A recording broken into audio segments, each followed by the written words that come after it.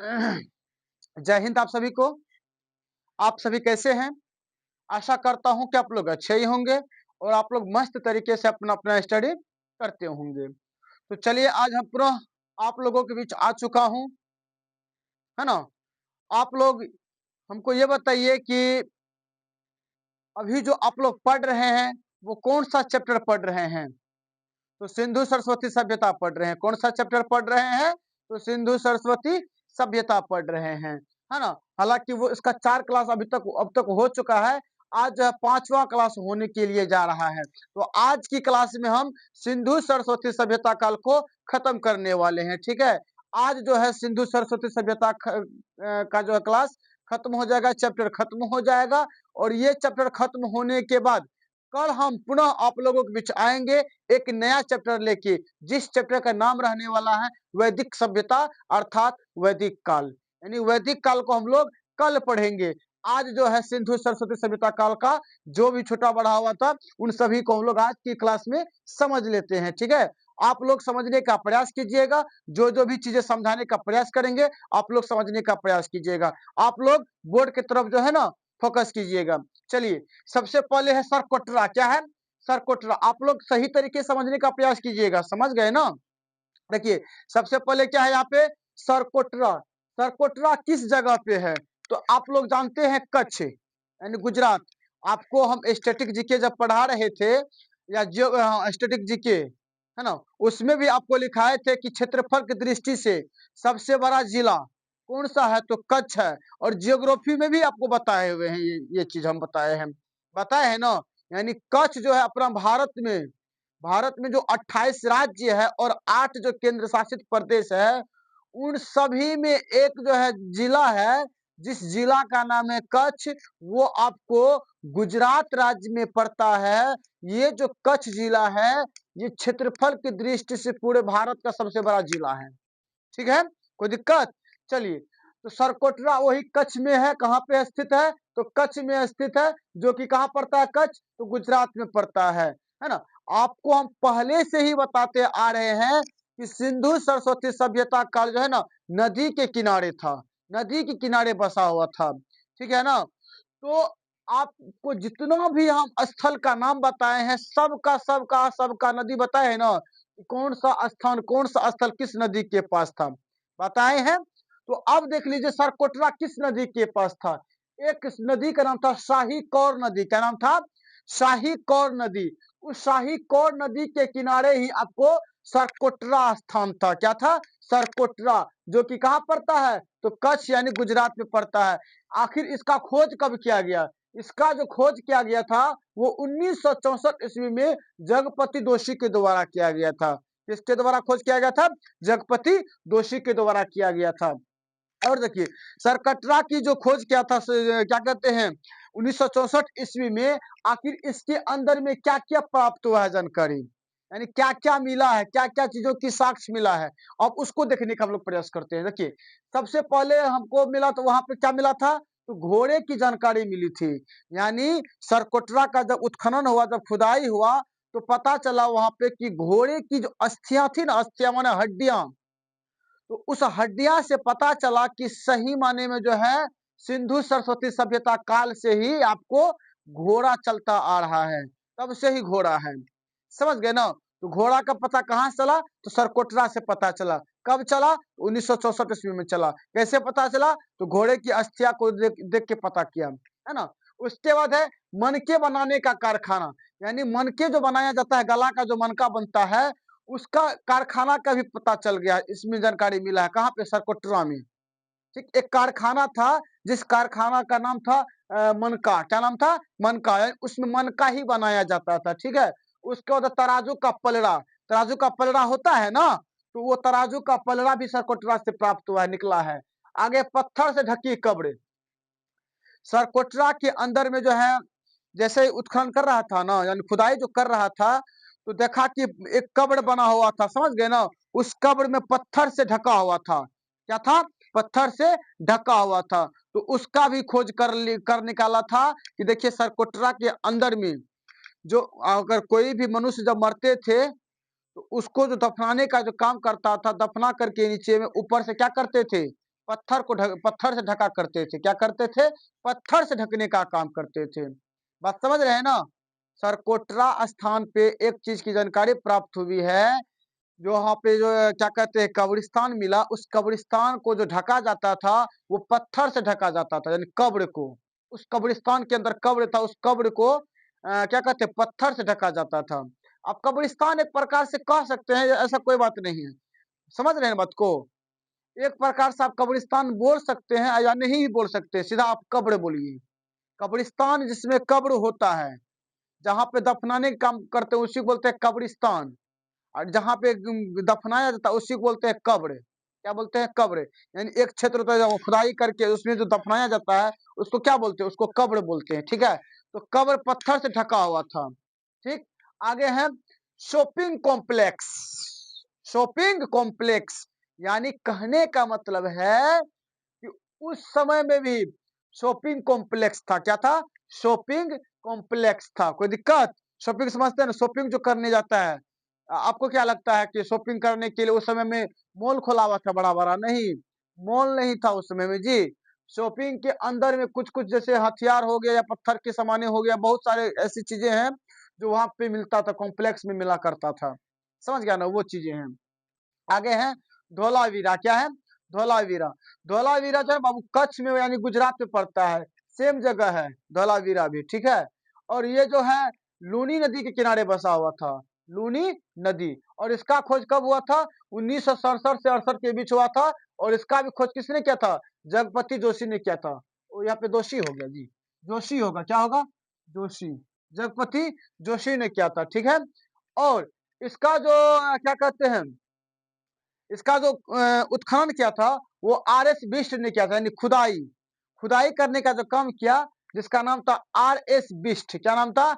RS. Bisht. इसने जो है 1990 से लेकर 91 तक खुदाई करने का काम किया था। ठीक है, आगे धौलावीर एकमात्र ऐसा अपवाद है जो 2 स्तरीय न होकर त्रिस्तरीय था। यानी 2 स्तरीय नहीं था, त्रिस्तरीय था। अब समझते हैं कि आखिर त्रिस्तरीय था क्या। त्रिस्तरीय समझिएगा आप लोग, सही तरीके से समझिएगा। देखिए, त्रिस्तरीय का मतलब होता है दुर्ग। दुर्ग माने किला होता है, पता है आपको? दुर्ग माने क्या होता है जी, बताइए? दुर्ग माने किला होता है। ठीक है, तो दुर्ग। और नंबर 2 में है मध्यम नगर, और नंबर 3 बस्तिया नगर। अब समझिएगा, यहाँ पे दुर्ग यानी किला पे जो है ना शासक वर्ग के लोगों का निवास था। यानी राजा महाराजा लोग कहाँ रहा करते थे? तो दुर्ग पे रहते थे, किला पे रहते थे। समझ गया ना?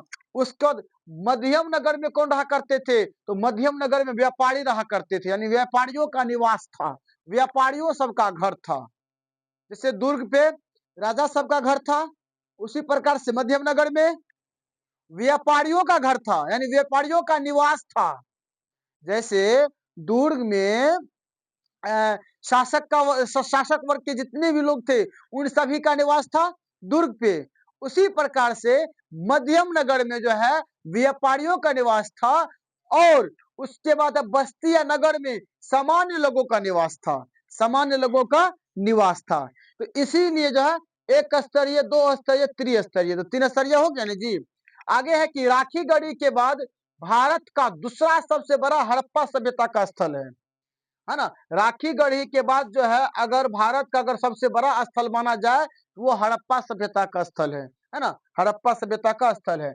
और देखिए यहाँ पे कि धोलावीरा से क्या क्या जानकारी हुई है या क्या क्या जानकारी मिली है, उसको देख लेते हैं। देखिएगा यहाँ पे नंबर 1 में स्टेडियम। स्टेडियम का मतलब खेल का मैदान, जहाँ पे खेलने के लिए जाता है शाम और सुबह के टाइम में, तो वो एक स्टेडियम होता है। तो वो स्टेडियम जो है ना वहां पे जानकारी मिला किसके अंदर? धौलावीरी के अंदर। ठीक है, आगे बांध की जानकारी। बांध की भी जानकारी हुई है, कहां से? धौलावीरा से। धौलावीरा से बांध की भी जानकारी प्राप्त हुई है।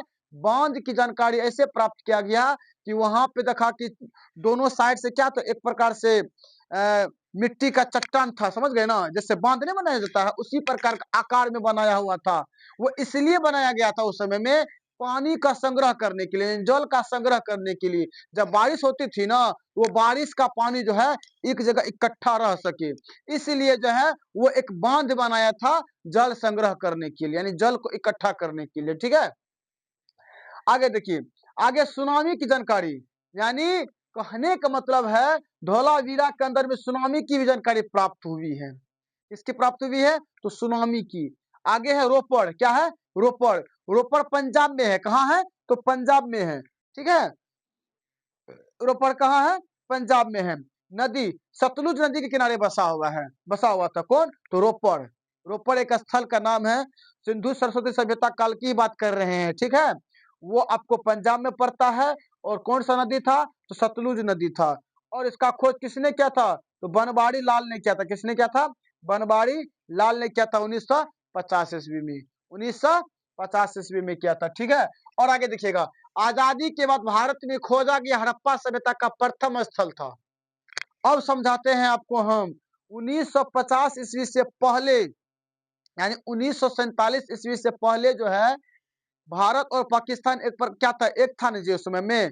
तो एक जो था, तो उस समय में पाकिस्तान में ही ज्यादा से ज्यादा स्थल मिला है सिंधु सरस्वती सभ्यता काल का, ठीक है। उसके बाद जैसे ही देश का जब बंटवारा हो गया 1947 ईस्वी में, तो पाकिस्तान आना जाना तो बंद हो गया।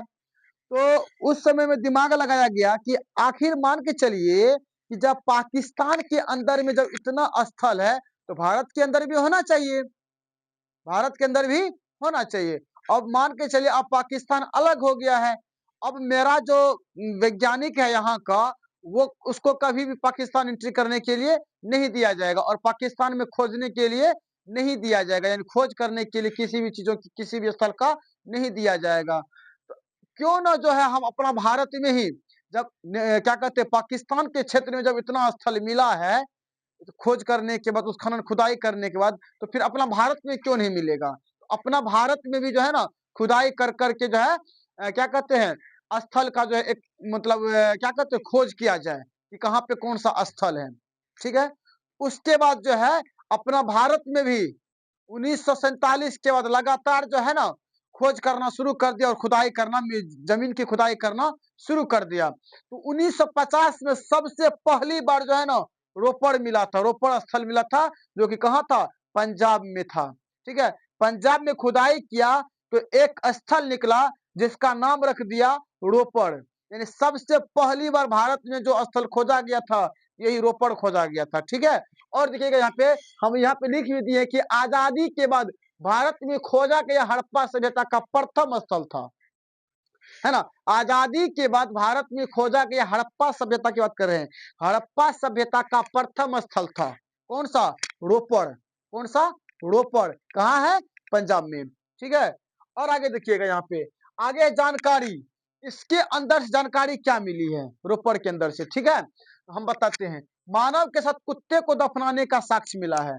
यानी रोपड़ का जब जानकारी किया ना, रोपड़ की जब खुदाई किया, तो उसमें एक चीज की जानकारी प्राप्त हुई कि एक कब्र था, उस कब्र को जब खोदा गया, तो उस कब्र से निकला क्या? आपको इंसान का हड्डी निकला, अस्थियां निकला, और कुत्ता का भी अस्थियां निकला। उसी से पता चला कि इसका मतलब है कि सिंधु सरस्वती सभ्यता काल में जो इंसान जो मरा करते थे, और उसको जो दफनाने का काम करते थे, उसके साथ साथ कुत्ते को भी दफनाने का काम करते थे। ये कौन साबित कर रहा है? रोपड़ कर रहा है। रोपड़ में ही जो है, रोपड़ की जब खुदाई किया, तो वहां पे पता चला कि इंसान के साथ साथ कुत्ते को भी दफनाने का क्या था उसमें में, एक प्रकार से विधि व्यवस्था था, ठीक है। आगे देखिए, आगे है आपको राखी गढ़ी। क्या है? राखी गढ़ी बाबू हिसार में पड़ता है, जो कि किस राज्य में पड़ता है? तो हरियाणा में पड़ता है। कहाँ पड़ता है? तो हरियाणा में। अब देखिए यहाँ पे राखी गढ़ी जो है ना, किस नदी किनारे है? तो घग्घर नदी किनारे था, यानी सरस्वती नदी। दोनों एक ही नाम है, चाहे आप घग्घर नदी कहिए या सरस्वती नदी कहिए, ठीक है। घग्घर नदी या सरस्वती नदी। और राखी गढ़ी का जो खोज किया गया था, वो 1969 ईस्वी में किया गया था। सूरजभान, सूरजभान रफीक मुगल के द्वारा किया गया था। किसके द्वारा? सूरजभान और रफीक मुगल के द्वारा। यानी आप ये बात को समझ लीजिए कि रोपड़ के बाद जो है ना, बहुत ही ज्यादा स्थल मिलना शुरू हो गया अपना भारत में ही, अपना भारत में ही। हालांकि इससे पहले जो आपको बताए होंगे, तो बहुत सारे आपको पाकिस्तान का ही स्थल के बारे में बताए हैं ना। उस समय में उस क्षेत्र में ही खोज किया जा रहा था, इधर खोज नहीं करता था, समझ गए ना। इधर बाद में जब देश आजाद हो गया, वो जब अलग हो गया, उसके बाद अपना भारत में खोजा जाना शुरू किया। ठीक है।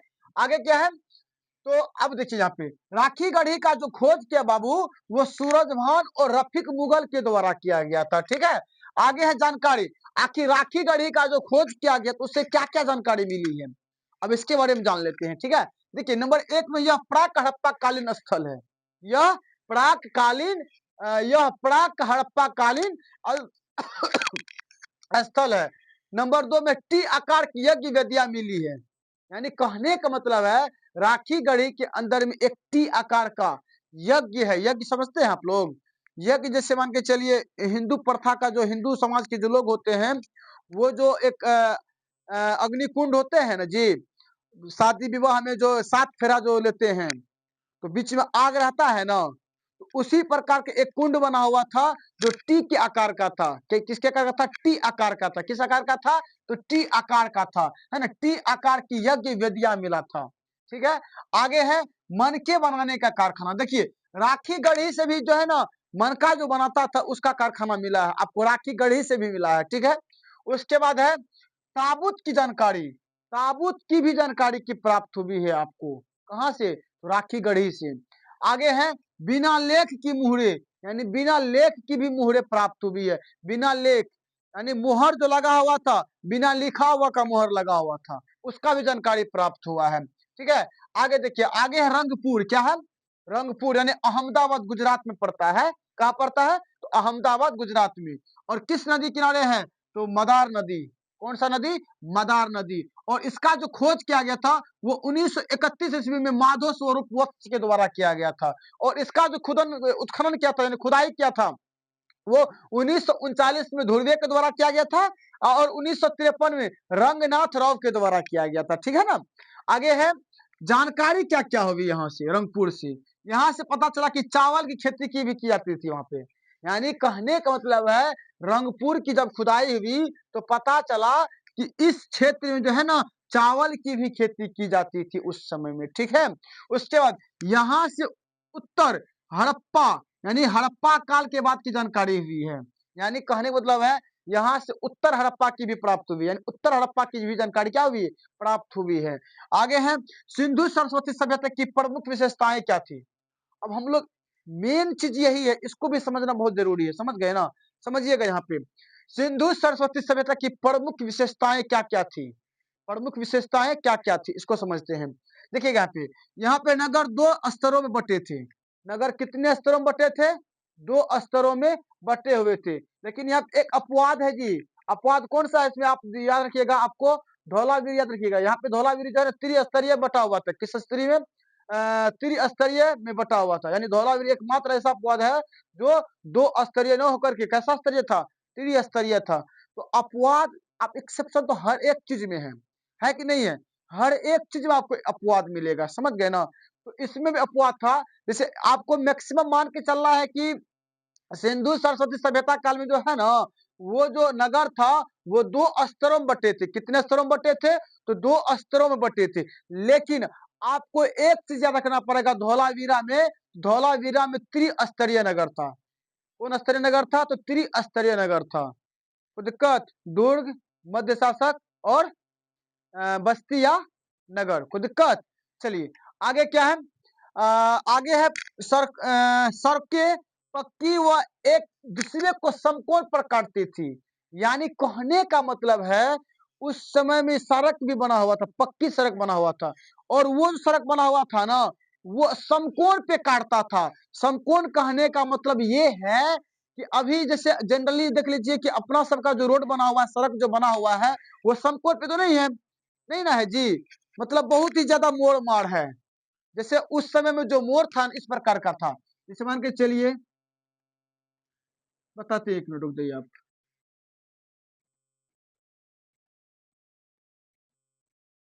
मान के चलिए एक सड़क है ना, ये जो सड़क जो काटने का जो काम करता था ऐसे काटता था, ऐसे काटता था, ऐसे ऐसे ऐसे ऐसे काटने का काम करता है, यानी समकोण काटता था। देखो ना 90 डिग्री कोण बनता है ना जी, 90 डिग्री कोण बनता है ना, 90 डिग्री कोण बन रहा है ना, हर एक डायरेक्शन में क्या बन रहा है? 90 डिग्री का कोण बन रहा है ना। यानी कहने का मतलब है कि हमेशा समकोण पे काटती थी उसका, क्या कहते हैं, सड़कें पक्की व एक दूसरे को क्या करता, समकोण पर काटने का काम करते एक दूसरे सड़क को। यानी मोड़ जो है ना, कभी भी जो है ना 60 डिग्री और 30 डिग्री पे नहीं मुड़ता था, वो हमेशा 90 डिग्री पे कटता था। कितना डिग्री पे? 90 डिग्री पे कटता था। आगे क्या है, आगे है आपको क्या कहते हैं, सड़की की चौड़ाई क्या थी?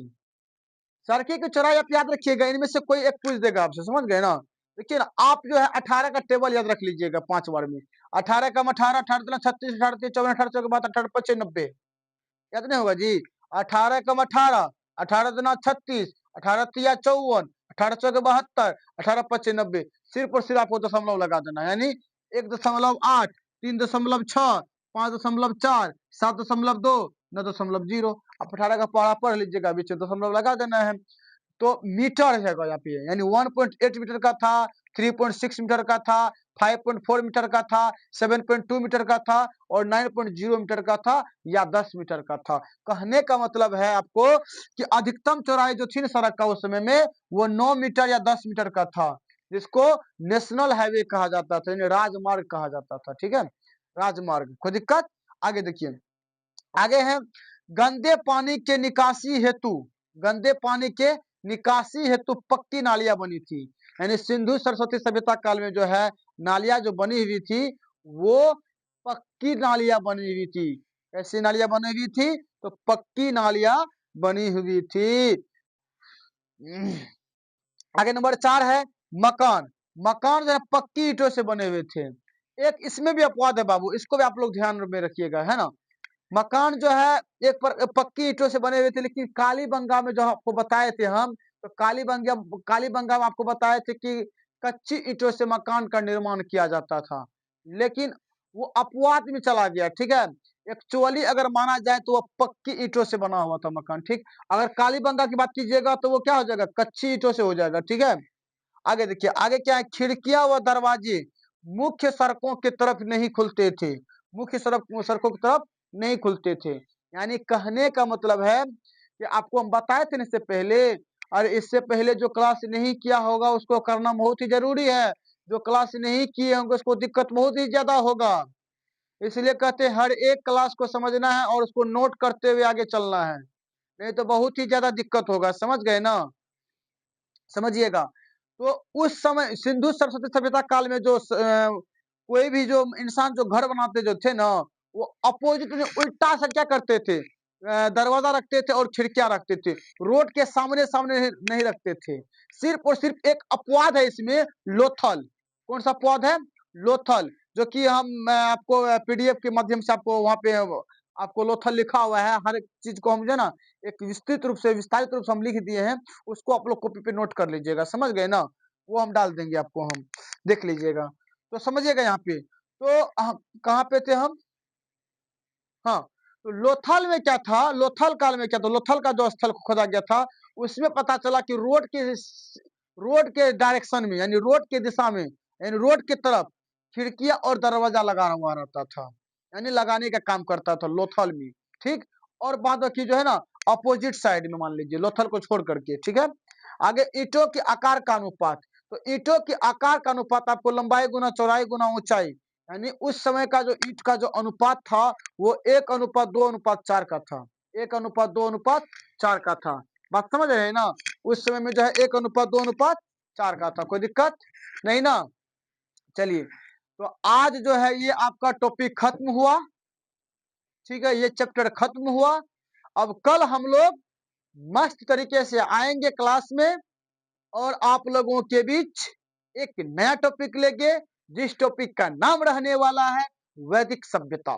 इससे पहले हम आप लोगों को 2 चैप्टर पढ़ा चुके हैं, नंबर 1 पाषाण काल, नंबर 2 सिंधु सरस्वती सभ्यता काल, और नंबर 3 में पढ़ने वाले हैं वैदिक काल, यानी वैदिक सभ्यता पढ़ने वाले हैं। कोई दिक्कत?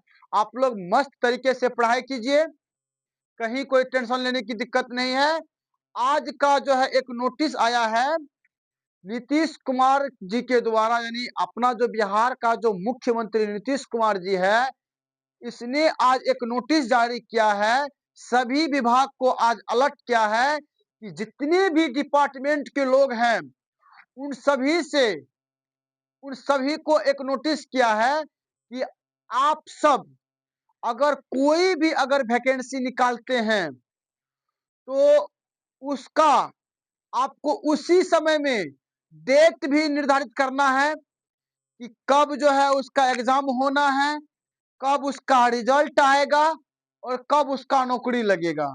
यानी और इसमें एक चीज और विस्तारित कर दिया है कि अगर किसी भी प्रकार का अगर आप एग्जाम लेते हैं, तो 1 साल के अंदर-अंदर आपको उसके हाथ में ज्वाइनिंग लेटर आपको पहुँचाना है। ऐसा-ऐसा दावा किया है और नीतीश कुमार जी का कहना है कि 2025 से लेके 30 तक के सेशन में हम 1 करोड़ नौकरी देंगे। कितना? 1 करोड़ बताइए। कितना मतलब एक खुशखबरी की माहौल है अभी के समय में। आज का ही खबर है, आज का ही न्यूज़ है। समझ गए ना? और कहा गया है कि 2026 के अंदर में जितनी भी वैकेंसियां आएगी, जितना भी क्या कहते हैं रिक्त सीटें हैं, उन सभी को जो है ना एक सुचारू तरीके से हमको आप रिपोर्ट दीजिए कि किसमें कितना खाली है सीट। उन सभी को पूर्ति करने का काम करेंगे हम। ये जो है 2026 तक जो है पूरा का पूरा मांगा है बायोडेटा। और तीसरा बात ये बोला है कि अगर एग्जाम में अगर किसी भी तरह का अगर धांधली हुआ या चीटिंगबाजी हुआ या अगर कहीं भी किसी भी तरह का अगर देखेंगे, किसी भी तरह का अगर क्या कहते हैं होता है ना कि क्वेश्चन आउट हो गया, होता है कि नहीं होता है? उस प्रकार का अगर नीतीश कुमार का कहना हुआ कि अगर उस प्रकार का अगर कंप्लेन आ गया, तो उस आदमी को चयनित करना है और उस आदमी को एक दंडित किया जाएगा और उसको जेल होना चाहिए और उसको सजा मिलना चाहिए। इतना तक कह दिया है नीतीश कुमार। अब बताइए अब क्या चाहिए विद्यार्थी को? है ना? अब आप लोगों को डरने की आवश्यकता नहीं है।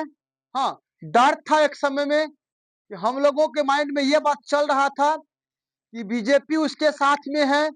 अगर क्या कहते हैं बीजेपी अगर सत्ता में आते हैं, तो फिर वैकेंसी निकलना बहुत मुश्किल की बात बन जाएगी। लेकिन अब डरना नहीं है, अब डरना नहीं है। अब नीतीश कुमार अपने मतलब जो है कमांड संभाल लिए हैं कि हमको 2025 से 30 तक, हालांकि वो आखिरी है, अब 30 के बाद कभी मुख्यमंत्री बनेंगे भी नहीं। इस 5 साल के अंदर अंदर में युवाओं के लिए बहुत ही अच्छी चीजें करके जाने वाला है ना? इसलिए जो भी विद्यार्थी मेहनत कर रहे हैं, पढ़ाई कर रहे हैं, पूरी लगन के साथ पढ़ाई कीजिए और इसी साल में आप लोगों को नौकरी ले ही ठो लेना समझ गए ना? आप लोगों को एक प्रकार से बहुत ही ज्यादा ऑफर मिल चुका है ना? अब मान के चलिए मुख्यमंत्री मतलब इतना राज्य का मुख्यमंत्री को आपको ले लीजिए कि जिस प्रकार से पारदर्शी दिखाया है अपना मुख्यमंत्री जी, इतना पारदर्शी कोई मुख्यमंत्री आज तक नहीं दिखाया है। आज का न्यूज़ बहुत ही खुशखबरी रहा विद्यार्थियों के लिए, बहुत ही ज्यादा खुशखबरी रहा नीतीश कुमार जी के माध्यम से।